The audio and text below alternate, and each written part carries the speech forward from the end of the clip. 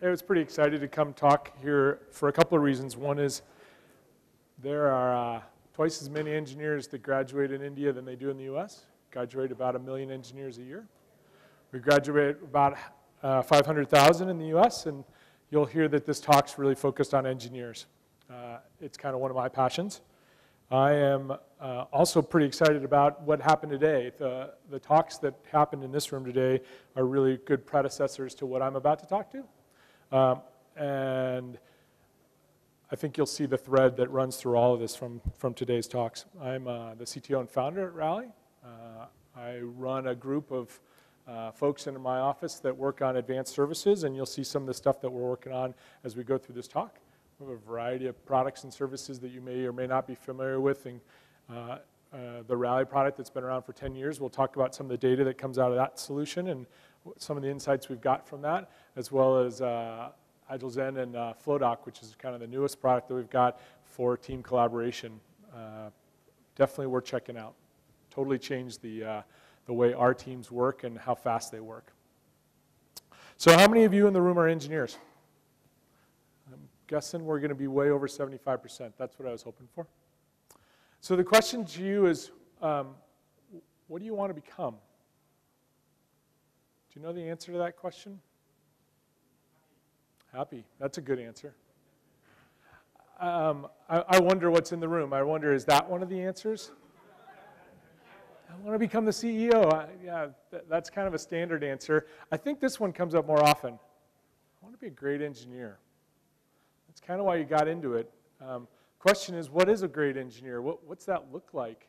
A lot of cases it looks like this, right? The chief engineer, the technical founder on a young startup or even a larger startup. I'm going to put a different notion into your head, and we'll talk a little bit about this one, and that is a global or a citizen engineer. This is a friend of mine, Dave Douglas, who was with Greg Papadopoulos, were the co-CTOs at Sun Microsystems. And Dave's book talks about the notion and the concept of engineering that is technically responsible as well as environmentally responsible as well as socially responsible. That notion of an engineer that can find the sweet spot between solutions that have all those attributes, to me, is something amazing to strive for. Maybe I know what you're thinking. Is this something my boss is going to let me do? Where do I find the time for this one? Can I afford to break out and try to do this as a startup? That's always a good question. It hits everybody right in the gut. Can I figure out how to solve the wicked problems that are found or that are wrestled with at the center of that intersection of those three circles? Can I really drive innovation? Do I know what that looks like? Those are tough questions, right? Those are things that Sheryl Sandberg might say you need to lean in on. You don't know until you try, and until you do try, you're never going to know. So I'm going to borrow on Christopher Avery's notion around responsibility. If you haven't seen his framework, it's at christopheravery.com. Some really interesting, simple models to work with, akin to some of the notions in 5 Dysfunctions of a Team. But this is the opposite side of that, of how do you take responsibility. And it's a pretty simple 3-step process, and it really comes to play a lot. That you have some intention, that I actually want to lean in and I actually think this is something I want to do. When you have that intention, you tend to move to a second step of awareness, and that is now you start to understand what it is that's necessary for you to become that thing or that person. And finally, there's that crossing the threshold notion of I'm ready to confront this issue. I'm actually ready to say I'm going to do this. I'm going to become the technical founder in startup. I'm going to work on solutions that actually figure out how to make not only a great technical solution, but one that actually makes the world more sustainable and the society that we're working in better. That's the confrontation I'm going to ask you to think about, but we're mostly going to talk about intention and awareness. But let's explore this problem of what it would be like to be a citizen engineer and what it's like to work in that domain in the center, right? And it goes back to what a lot of us were taught, right? As engineers, we've been through kind of a process, and this is my rock geology professor from 1985, a gentleman by the name of Bernard Amadei, and certainly I did plenty of problems on this kind of paper. In the US, we call this E2 paper. I don't know if you all in India use the same templates as we do in the US, but this is what we use. It's green on one side, on the other side there's a graph, so it's convenient for being able to not only lay out your problems in your given statements, but to find your solution. So what do we start with on the top of this page, right? We write down what the problem is. Usually that's given to us. Then we work through an assumptions, a free body diagram, a little bit of an understanding of what's in the context that we're working in. We put some frame on this notion, and then we work to an answer, a numerical answer, right? We come to an answer. And as a good engineer in a 4-year program degree, you're going to work through some amount of these. If you're a civil engineer, you're going to go through 1,200 to 2,000 of these problems in 4 years. If you're lucky to be an engineering physics major, you're going to do 5,000 of these. And you are going to be programmed, literally, by the system to be disciplined, to start with a given problem and get yourself to a numerical answer inside of boundaries, conditions that you describe and set up very effectively. That's a great set of skills. In fact, I would argue that is critical for being able to solve some of the toughest problems on the planet. You have to have the discipline to be able to work through those kinds of things. But there's some amazing assumptions that we make when we go through that process. And most of it has to do with this notion of we work inside of a set of boundaries and we think about the world as normally distributed. In this picture, if you were to stand up put a small crowd together and we were to measure the average height of all the men in the room, we'd find that somewhere in a very Gaussian distribution, right? Heading around 5'9". But what surprises us in this world, right, is that the whole world doesn't look like that.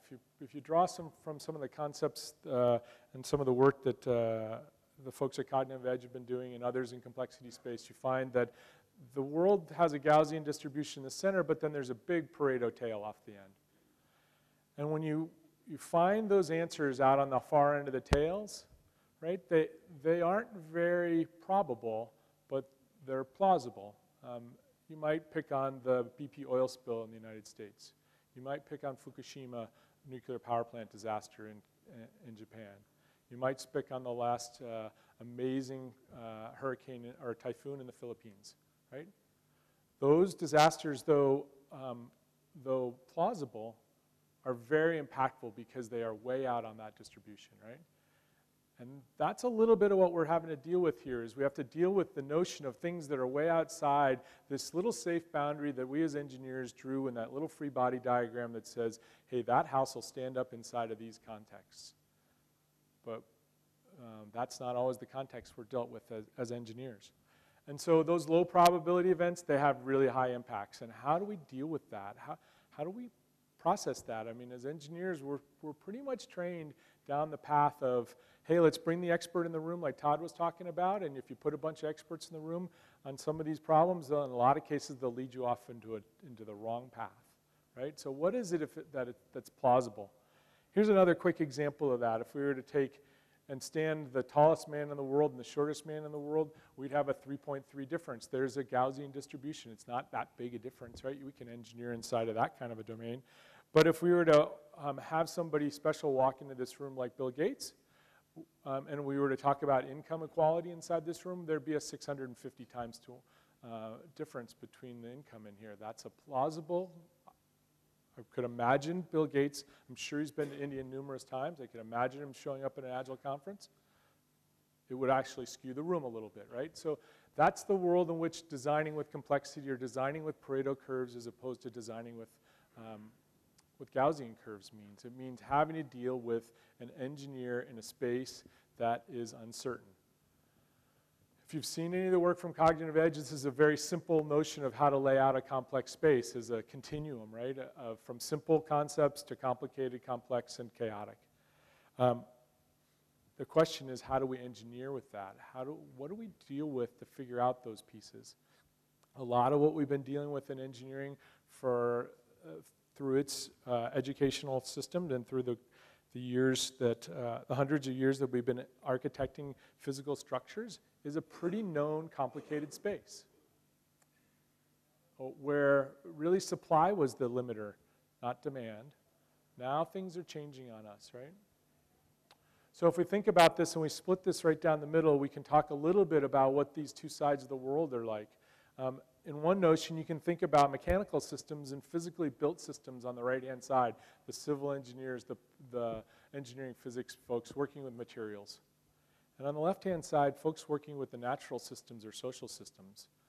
And I would say us as software engineers working in our domain, right? We talked a lot about today in this thread was brain science, right? So the number of neurons in the brain roughly equal the number of transistors in the web right now. The number of synapses in the brain roughly equal to the number of links in the web right now. We're engineering in a complex space. We're not engineering in a complicated space anymore.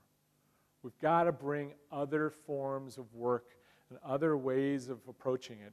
And if you started in Ash's talk this morning and moved through Jez's talk and then into how to bring creativity and really better ways of working into your team with Kara's talk, you're starting to see some of the patterns here about what we're really programming is a different way of working. It's a different way of thinking. And those are the things that to me are necessary to build citizen engineers. So let me give you an example from the Engineers Without Borders space.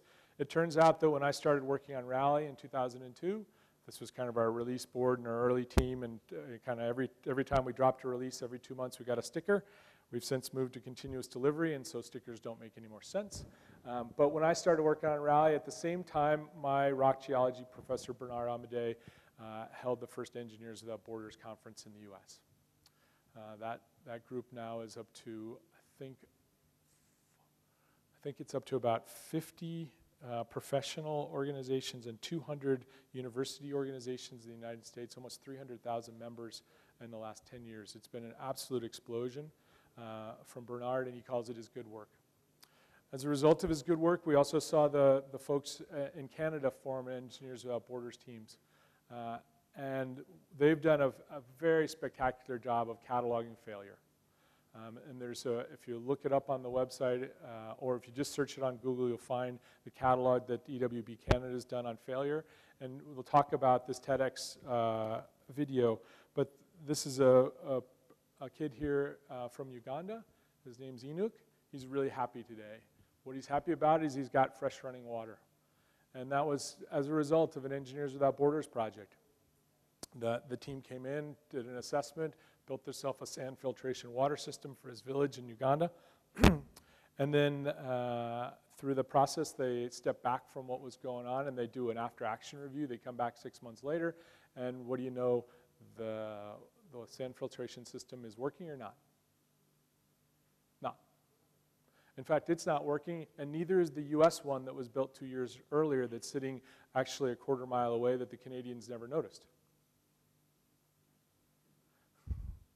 Why'd that happen, right? So the Canadians were smart enough, I think, in this case, to go and do an after and figure out what was going on here. What happened in these cases? Why did this not sustain itself? When they do root cause on it, they'll go to a couple of things. One is it was installed by somebody else. There was no ownership in the village. There was no notion of why the village needed it. In fact, the reason the sand filtration system worked is because there was actually a faucet on the end of it. And what happened was the kids thought they'd never seen a faucet before, so they turned the faucet on and they used the sand filtration system and put a hose on the end of it, and they played in it. And the sand filtration system was built and designed for about 40 gallons of water to filter through the system today for the small village. Well, they blew through that very rapidly as a toy, as opposed to in use of actually drinking water, with totally unintended consequences of actually then killing off a second water system and had to go back to walking again.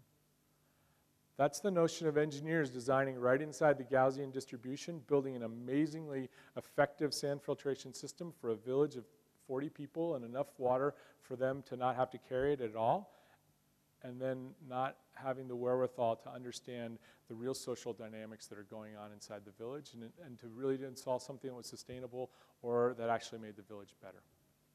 That's the world of engineering with uncertainty, right? Here comes a set of engineers with a great plan. They delivered an amazing solution, but they really failed to prepare. They didn't do the work. They didn't sit with the users. They didn't understand what was going on. They didn't even notice that the Americans had done something 2 years earlier in the same village that had failed. It's lack of preparation. It's nothing to do with planning. They did some amazing analysis. They knew exactly how much water they'd need for the village. They knew how much sand to build. They knew exactly how to size it. They knew where to draw from the aquifer. But they didn't have any way of actually working through it in an incremental and iterative fashion, right? They came in, they were there for a summer, they flew in on their summer break, they had designed it from an earlier trip in spring break, they installed it, they patted everybody in the back, the kids thought it was the greatest thing in the world, and they left. That's not engineering with uncertainty. They executed fantastically. Too bad they didn't know how to explore.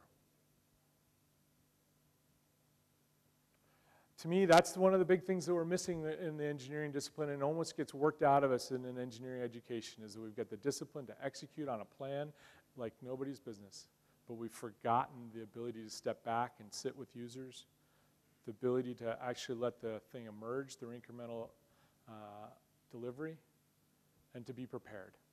To be prepared to get lucky, to be prepared for the uncertain, to plausible, to even notice what could actually happen. We get so wrapped up in this model of annual budgets, comprehensive analysis, detailed plans, and waterfall delivery because we are experts and that's what we were trained in. Instead, if you assume a world of uncertainty exists and you look through what Todd was talking about and others today of maximizing the actual value delivery and working with that soft fuzzy end, you get a very different model of how this might look, right?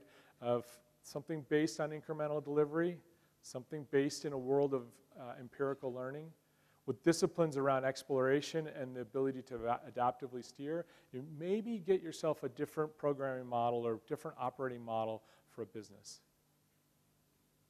So maybe there's a 6-step process here. I'm not going to say this is linear. I'm going to deliver it to you in a linear fashion, but I do say that the first one's pretty darn necessary. And if you don't get started with agile execution, you don't get the mindset of incremental delivery. You move your way past, you get yourself, even if you pick up design thinking or systems thinking, you tend to pick those up, you tend to come to a design, and you implement that design and move on. Obviously, the Scrum machine that everybody's taught as a pattern is a really effective way to get yourself into the system. I picked this up out of the SAFE framework as an SBC, and I think what most of us are coming to in the world is that it's actually, we always said Scrum 1 from a brand standpoint for sure, but it's XP practices that really delivered the engineering expertise and led to things like Jez was talking about today of continuous delivery and continuous integration, that these two are actually inextricably linked if you're going to build a successful team. And that's really what your job is, right? The engine only runs because the team's got the capacity to creatively think and understand what's going on and work through that stuff. We've done some analysis on teams because we have a product that's been in the space for 10 years.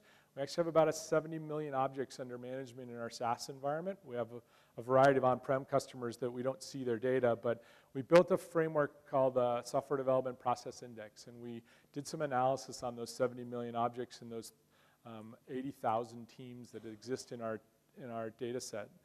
And we looked at a bunch of different process types, and this relates to Todd's talk from a minute ago.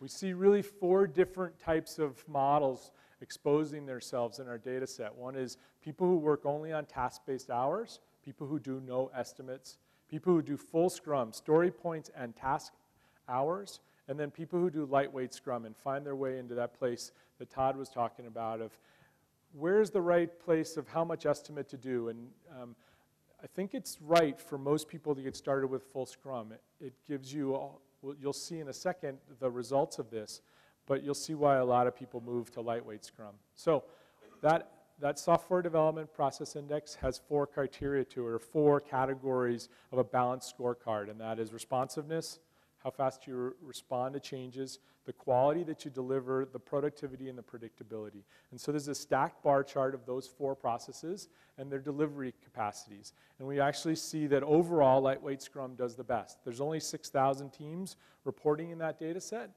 There's 48,000 teams reporting in the full Scrum data set. But you can't tell in this picture, but the green bar in the middle over there, that guy is actually tallest. So quality's highest in full Scrum.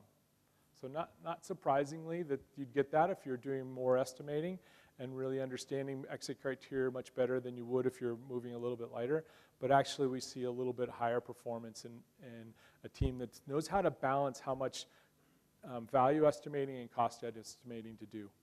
So it's driven us to some conclusions that just come out of the data, not from, this is truly heuristic data over time, right? And one of those things is, hey, if you want a small team, you're going to be 40% less predictable, you're going to have 17% less quality, but you're going to be 17% more productive.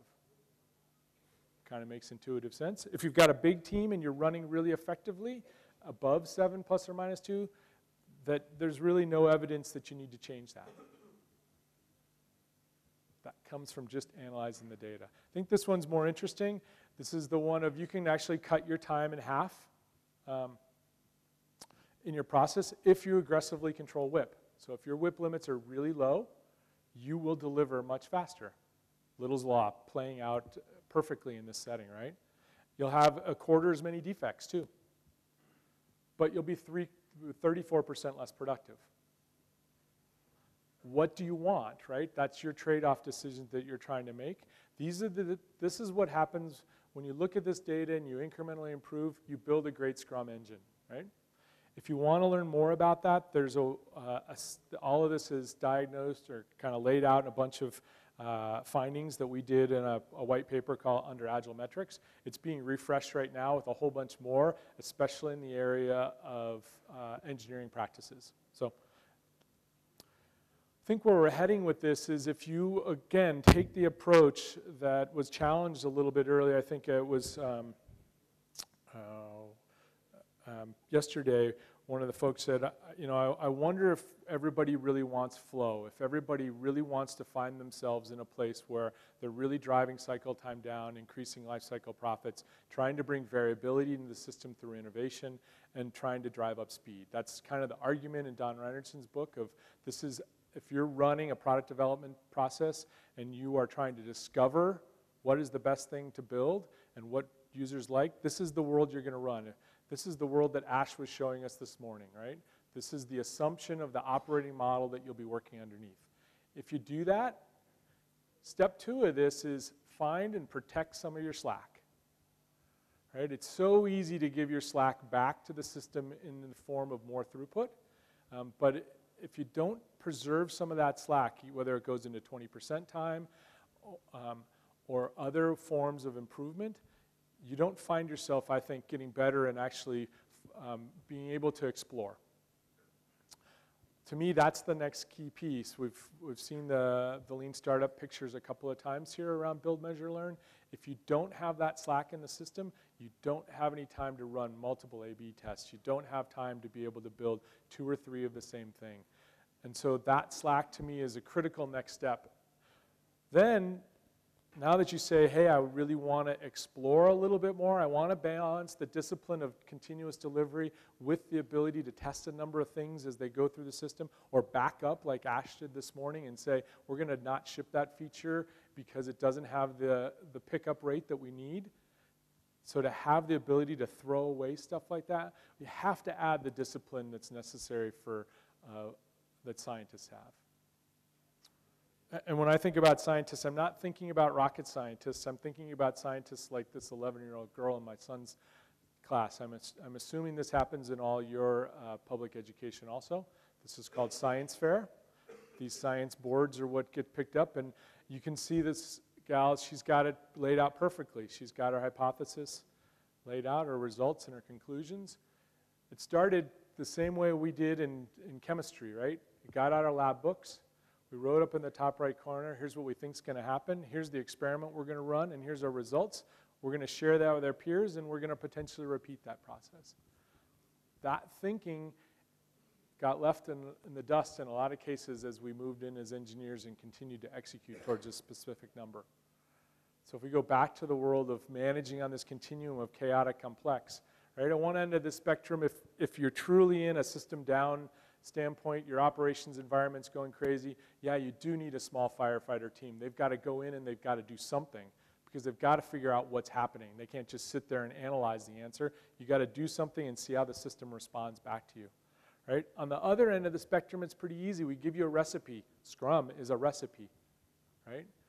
When you're early on in something, following the recipe is a great way to get started. If you're engineers, obviously we'll get out our E2 paper and analyze the solution, and if we're actually working in the domain of trying to explore at the same time, we need to get our lab books out. This is the world of being able to balance exploration and execution.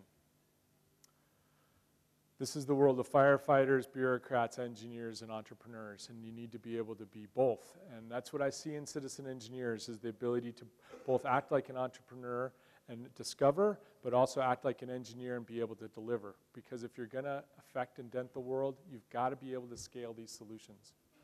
So the step after this is adding the empirical learning cycle. You heard Ash talk a little bit about this today, but I'm going to go a little deeper on this topic. So the notion is, if we start with hypotheses, we need to figure out how to turn those into knowledge. We need to use the exploration process as a way to understand the system as a whole, right? That's what we're doing. We're working in a complex domain. We have to do probe, sense, respond, is what David Snowden and the folks at Cognitive Edge would describe as a method to figure out what's going on. And that's what these experiments are, right? We've laid this out in a notion here that has on the front of it a formation process. That formation process, we think, starts with a canvas, usually in the form of new startups. That's a lean canvas. But you can also imagine an initiative canvas if you're working in a known domain. We enumerate the assumptions. We identify those key assumptions, almost like a story map. And then underneath those key assumptions, we enumerate experiments from which to be able to then solve that and run them through a Kanban board, just like Ash was showing this morning. That begins to build the process of actually understanding and learning.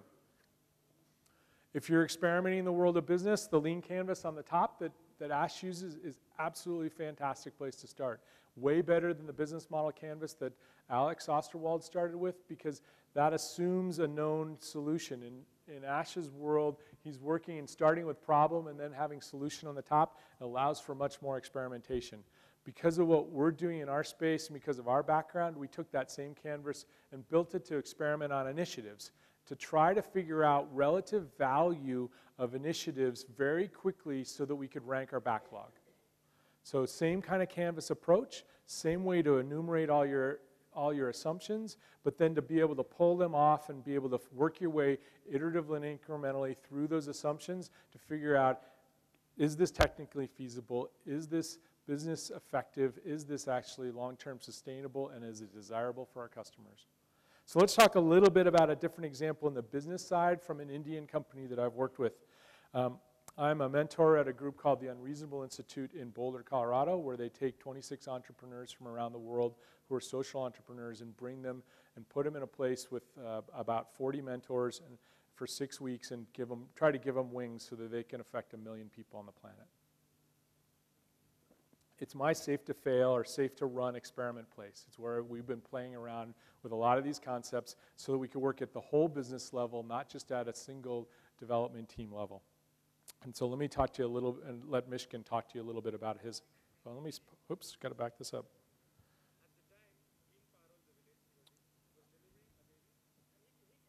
Pause here. Hey, do you guys have a AV hookup? I forgot to do that. Is there one? Oh yeah, sorry about that.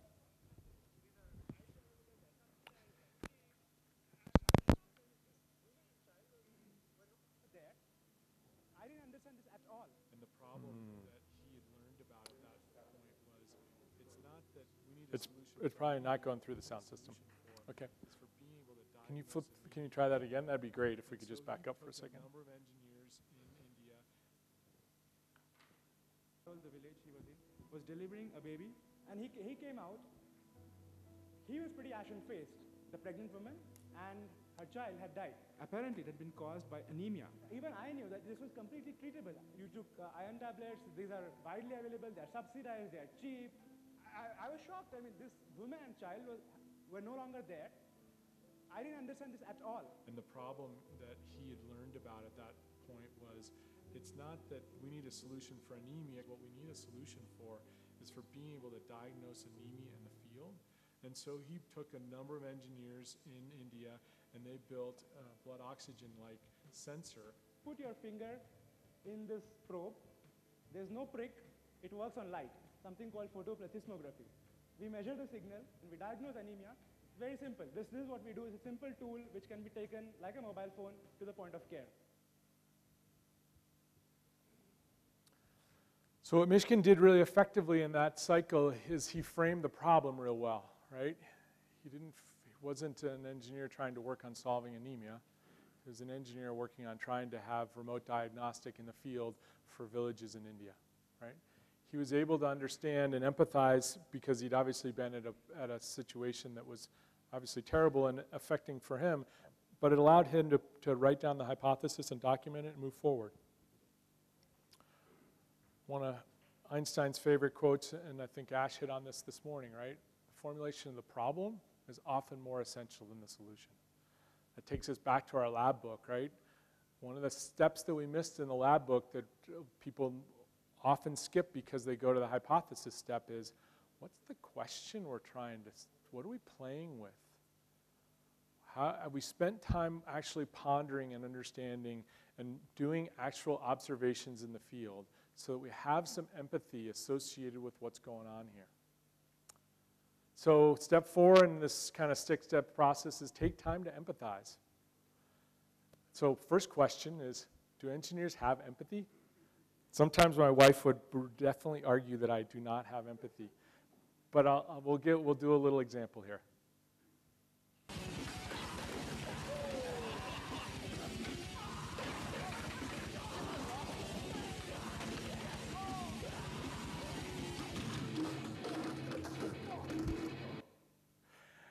So while you were watching that, what was going on in your head was a lot of what was going on in the skateboarder's head, right?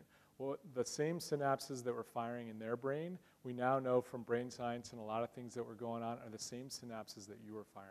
It's actually born into us, the sympathetic nerve and the ability to empathize with right out of the womb. So this is a natural process. Even though we got drilled into ourselves how we're going to answer these great problems on E2 paper, we still do have it. And I remind my wife of that on numerous occasions. And I'm getting better at actually expressing it. We just need to reconnect with it. I'm going to show you another video about an engineer and a designer who's really had to go to a whole nother level to understand this. And it really paints the picture real well. This is Doug Dietz. He's the designer of the MRI. I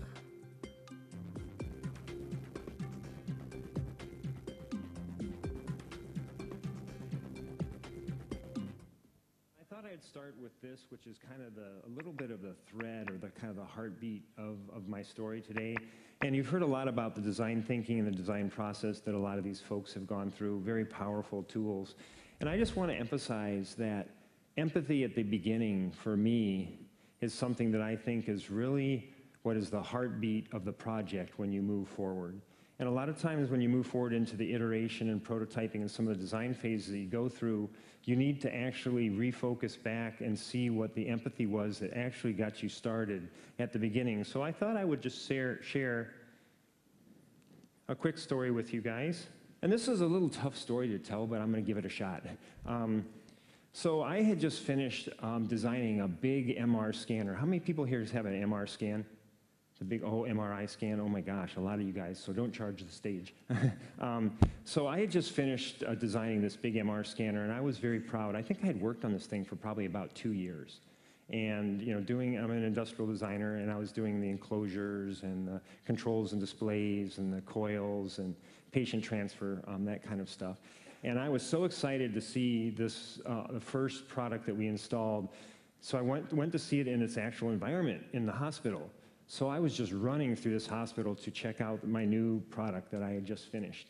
I'm really excited. And I kind of almost like barged in, took my wallet and all the metal stuff out of my pockets, and ran in and was, with my baby, and I was just a proud papa, basically. And I remember the technologist coming in and saying, we have a patient that's going to be coming through, so could you step out for a little bit? I said, sure, no problem. I'll come back in. We can talk later. And I remember walking out, and I was standing in the hallway, and this is kind of what I saw down the hallway. I saw this young family coming down the hallway, and I'm just standing in the hallway, and they're coming toward, and I can tell as they get closer, the little girl is weeping. And as they even get closer to me, I notice the father just leans down and just goes, remember, we've talked about this. You can be brave. And they turn to walk into the MR suite, and I kind of follow them in. And I still remember it like it was today, guys. I'm standing behind the little girl. She's probably about 7. And I'm looking into this environment that I was just standing in. I was just in there, in this environment, just, doing my happy dance, right? And she just freezes. And looking at her angle and just seeing in that same environment where I was just standing, I realized that this is something totally different. On the wall is that, horrible warning sticker. It's got the magnet and the big exclamation point. It's got that yellow and black tape, like on the thing, like, almost like a accident scene. Everything looks really kind of like beige. It's got this kind of weird colored flooring and, just kind of everything's bleached out. And then the room itself is kind of dark, and it kind of has those flickering fluorescent lights. And the machine itself that I designed basically looked like a brick with a hole in it. And then, of course, an MRI, for you folks that have had one, it is just a terrible noise. So the little girl just starts to really cry. I mean, she's just breaking down. And I can tell you guys, I'm standing behind and I see these parents. And for you guys that are parents, they're looking at each other. And they don't have to say a word because they don't know how they're going to get their child through this. So that was a huge awakening for me. So the challenge that we have here is you've got that little guy, and he needs to go through a scan in that. And what does that look like to you guys? What does that machine look like? Big clamp, looks like a stapler. I mean, it looks like a transformer. It's just ridiculous. And guys, this is a color picture. This is a color picture. So really this experience the family goes through and the child goes through looks like those little footprints on the bottom. It looks like a anxiety curve. And that really starts when they first understand that they need a scan, or they're in their car coming to the hospital. And it just starts to ramp up as they get to the hospital, and you know how it is. You get on like 9 elevators, and you follow the blue line on the floor, and you get to the site, and when they come in contact with this piece of equipment, the tears start to come way up in there. And actually at the bottom of that arc, it really doesn't even flatten out that much. And just working with these young families and these parents, I spent some time with this one father, and I remember they had to sedate his son, and in this modality, nuclear medicine, they have to sedate the children about 80% of the time so they can scan them. And he was carrying his little boy out to the parking lot because he had had sedation, and I'm walking out with him just to thank him, and all of a sudden he just stops. And he's got this kind of weird look on his face, and I'm like, what's up? And he goes, I forgot where I parked my car. Why do you think he forgot where he parked his car? Absolutely. I mean, it's just, and my hypothesis and some of the ideas I even had at the beginning, things like they would be worried about, are they going to diagnose what's wrong with their child? Is insurance going to pay for this? Is my boss going to get mad because I had to take off work again? All those things that I thought he would be worried about and the family would be worried about, their number one thing was, how am I going to get my child through this?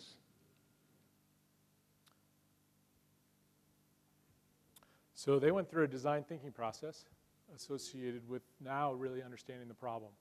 That is, 80% of their patients had to be sedated to go through that device.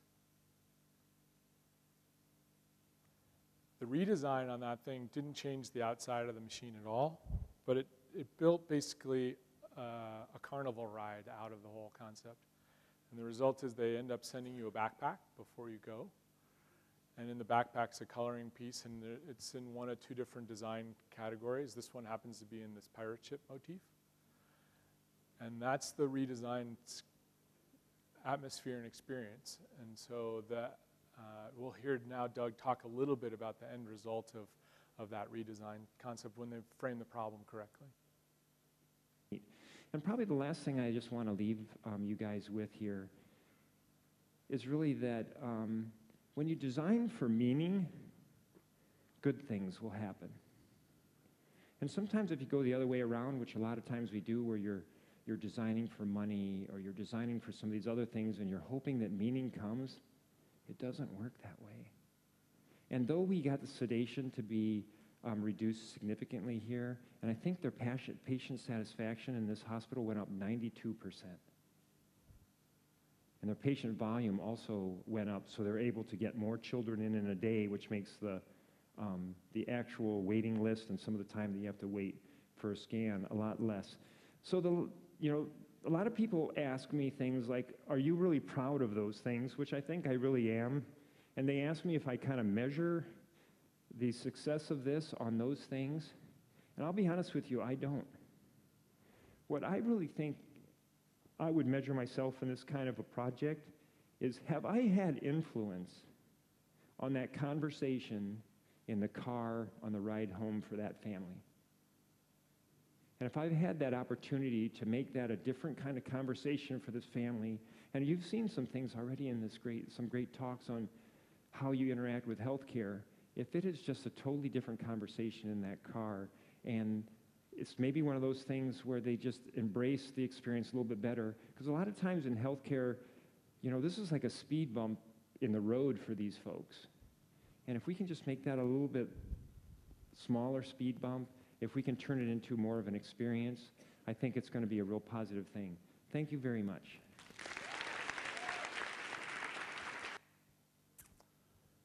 So how many users have you talked to in the last year?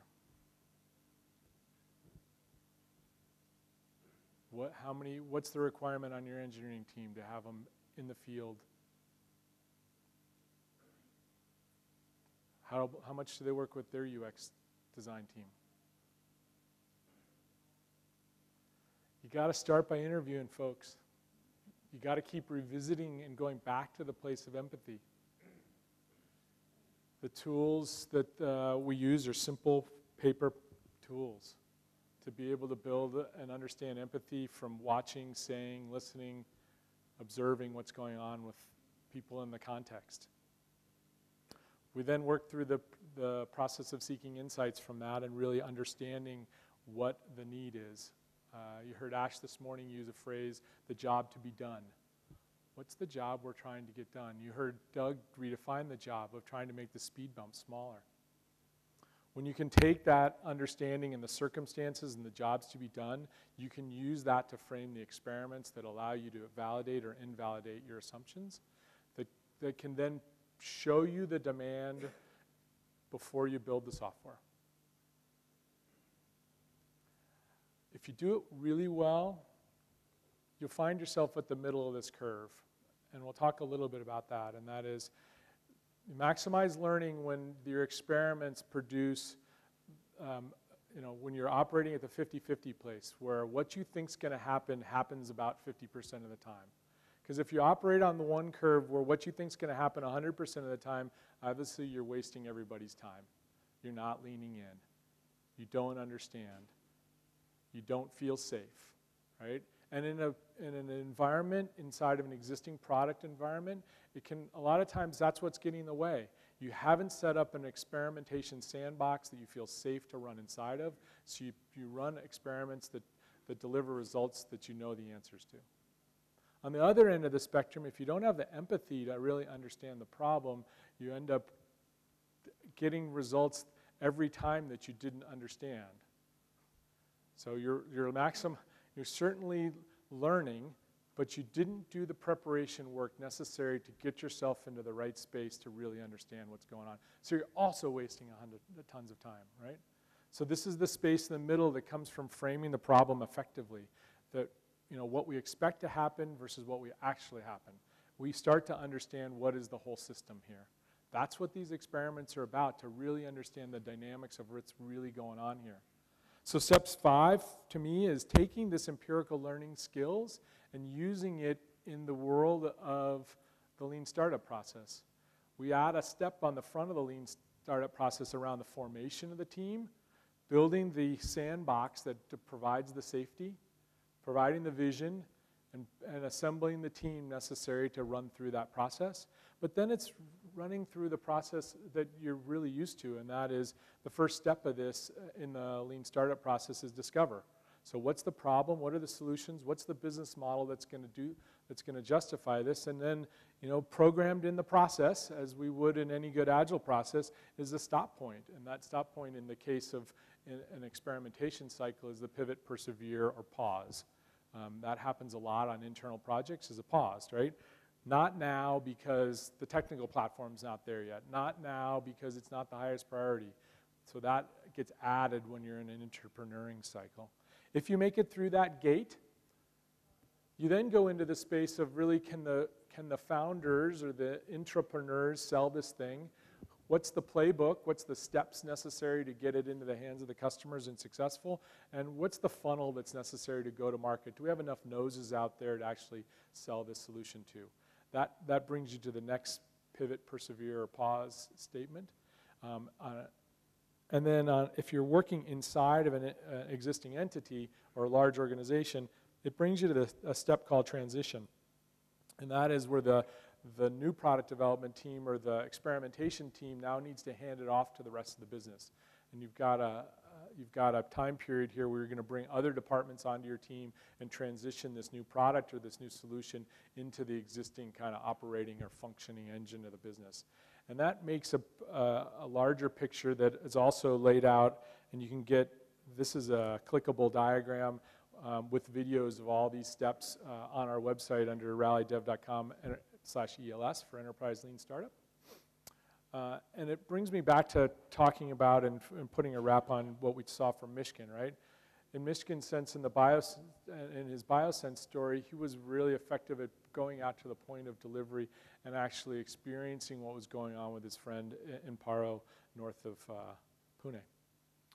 We took him through an exploration process that was lean canvas-based exploration process to really try to understand what their business would look like. And in the case of a lot of these social entrepreneurs, we see two-sided business models where they have an impact side of their business where they're affecting a population that may be below the poverty line or that cannot afford solutions, and they're usually getting money from a side of the business that is a profit side. And it makes for very complex business models.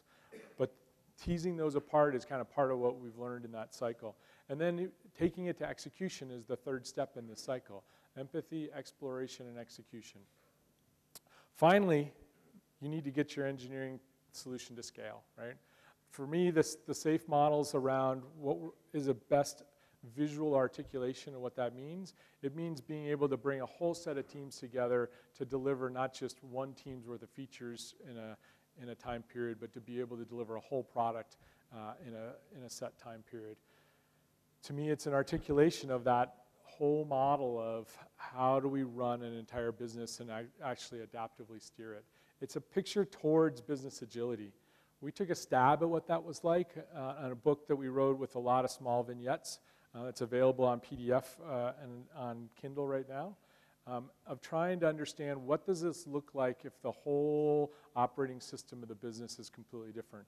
It's a lot easier to see in these social venture startups than it is to see in large global 2000 organizations because you can't change the operating system there.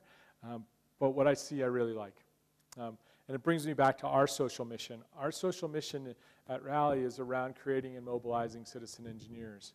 With our IPO last year, we funded our foundation, and we'll be taking 7 teams, a team with each of our development offices, and adopting different social entrepreneurs and citizen engineers to give them the tools, to give them the time, and to give them the training necessary to run through this kind of a process as a way to both help share what we know about running an agile business, but also to educate and engage our own employees in understanding this entire process. So that's what we're doing on this side. It's highly motivated and highly patterned after, obviously, the work that ThoughtWorks has done in this area around social impact. It's our best effort in this path, and it's something that really keeps me going. When I look at what we saw before from Kara and talking about the IDEO process of evaluating solutions, these overlapping Venn diagrams to me are what we're trying to do for engineers, and that is Yeah, we spend a lot of time in technical feasibility and business effectiveness questions, but now we need to add the question on here of, is this a sustainable solution? Does it, ultimately, we're going to be asking the question, does this create biodiversity? Does this create clean water? Does this create cleaner air? What does it do to make the planet, the one spaceship we've got right now until SpaceX figures out how to get us off this planet, how does it make it better? Because that's really the question with 7 billion of us on the planet. The fourth piece is the desirability or social impact. When you find the overlap of these circles, the desirability question causes the solution to get pulled out of your hand. This is the way you affect millions of people quickly, is that when you have the solution that's that desirable that it really goes. Working and trying to find the intersection of that space, I think, is the job of citizen engineers. I spoke at the Engineers Without Borders conference in Canada last year and ran into actually a gentleman who only lives about 20 miles from me named Juan Lucero. And he ran an experiment while we were up there at Engineers Without Borders Canada. Most of the folks that come to EWB conferences are in their 20s, it's still in college. And what they're working on is how to bring social justice into the question, and this is the desirability question. So the design problem they gave us while I was in Canada was, you have oil sands in the middle of Alberta, and you need to get them to the world. So right now, the only way we know how to do that, given the US's lack of interest in a pipeline, is to take that west. And that means take it to the Pacific Ocean. And to get it to the Pacific Ocean, you have to go through at least 2, if not 3, native peoples' lands. So how are you going to work and have a discussion with the indigenous people who live on the western coast of Canada and have your pipeline actually make their community better? That's a hard question. With a bunch of 20-year-olds, it was an interesting afternoon spending ideas, prototyping, and role-playing ways to have that dialogue, and that's what citizen engineers do. They have that dialogue. They get, obviously we didn't have any indigenous, well, it may not be obvious, we didn't have any indigenous people, so it was really hard to get empathy, but the role-play practice prepared some of those folks who are actually going to go out and do that job. They haven't succeeded yet, but that's the role. So to me, what do you want to be? Chief engineer, technical founder?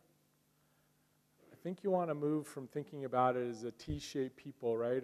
You're deep in one area with pretty wide, to really E-shaped people. And I think the way we get there could be this linear step of get disciplined at agile execution, find and protect your slack so that you can experiment. Remember how to run like a scientist and run hypotheses that are where you have the safety and the empathy to be able to explore effectively and quickly. Take time to empathize.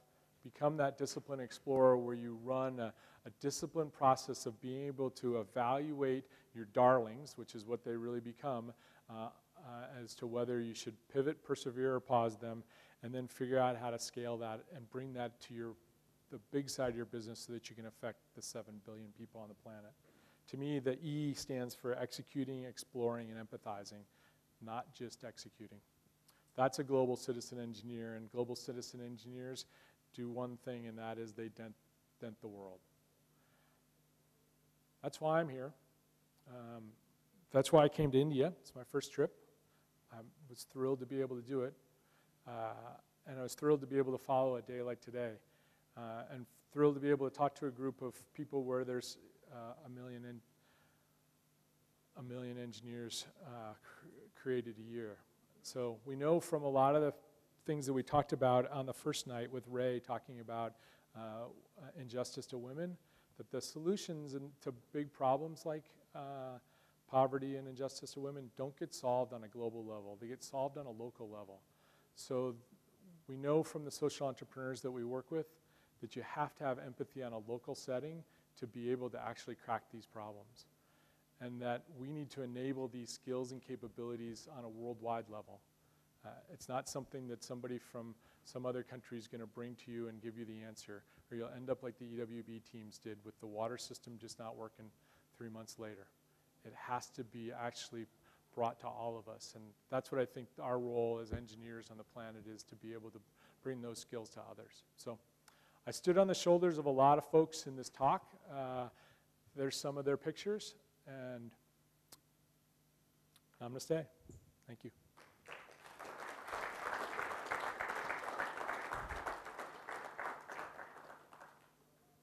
I don't know if anybody has questions. We got a couple minutes, but I think all that's waiting for us is dinner. But be glad to answer any. But I can understand if you don't have any either. The slides are on the web, obviously, under that bit.ly location. And that's where you can find all those URLs for the stuff that we produce in my group as kind of early prototypes of services. Thanks.